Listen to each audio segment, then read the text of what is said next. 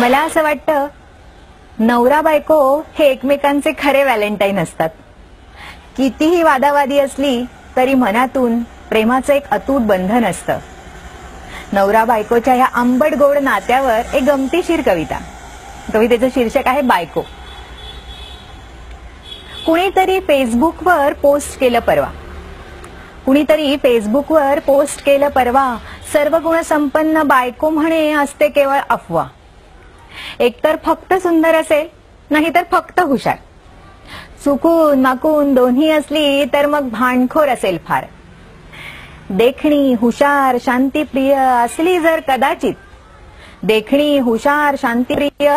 जर कदाचित स्वयंपाकाची बोंब असणार 100% निश्चित. मुलखाची हट्टी सासूबाईशी वारंवार घेत राहील कट्टी. यावर बहुतेक नवरोजींचे लाईक्स आणि वाहवा. हो, खरंच सर्व गुणसंपन्न बायको म्हणे असते केवळ अफवा. आता यावर उत्तर द्यायलाच हवं. भले शाबाश पुरुष प्रधान, आपल्याला गुणांचं फारच ज्ञान. वेळ काढून आरशात जरा निरखावं स्वतःचं ध्यान.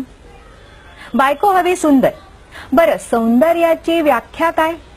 कटरीना, प्रियांका, दीपिका, किमान दिसावी ऐश्वर्या राय.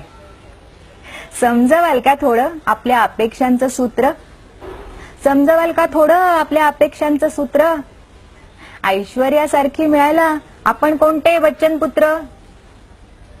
बुद्धिमत्तेबाबतीत अवघ्या स्त्री जातीला गृहीत धरता आणि स्वतःची अक्कल वाढावी म्हणून सरस्वतीचीच पूजा करता. कबूल आहे चिडते भांडते थोडं भान नाही उरत, म्हणून काय टेन्शनचं निमित्त सांगून ती मद्यपान नाही करत. उधळपट्टी करते घरासाठीच, तरी पै साठवते ना.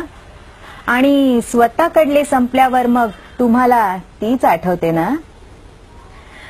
सासरी तुम्हा रावसाहेबांची शाही उठबस असते, तरी दुसऱ्याच दिवशी काटे टोचतात. घरची ओढ लागते. मग लाडाकोडाची ती राजकुमारी कशी बरं घरदार सोडून येते?